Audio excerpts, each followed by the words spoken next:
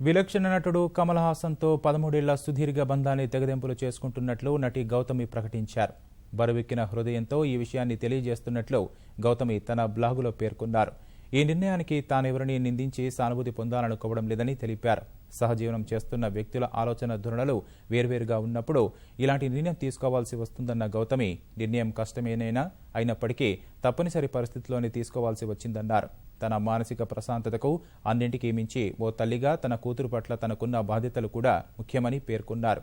తాను సినిమాలలోకి రాకపూర్వం నుంచి కమల్ హాసన్ అభిమానుడని పేర్కొన్న నటి గౌతమి, ఆయన పట్ల తనకున్న గౌరవం అలాగే ఉంటాయని పేర్కొన్నారు.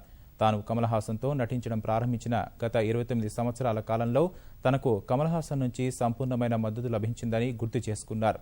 తన జీవితంలో అత్యంత బాధాకరమైన సందర్భాలలో కమల్ హాసన్ తనకు అందించిన సహాయ సహకారాలను మరవలేనని నటి గౌతమి పేర్కొన్నారు. సారికతో వైవాహిక బంధానికి ముగింపు పలికిన అనంతరం కమల్తో గౌతమి సహజీవనం చేస్తున్నారు. పూర్వపు వైవాహిక జీవితం ద్వారా గౌతమికి శుభ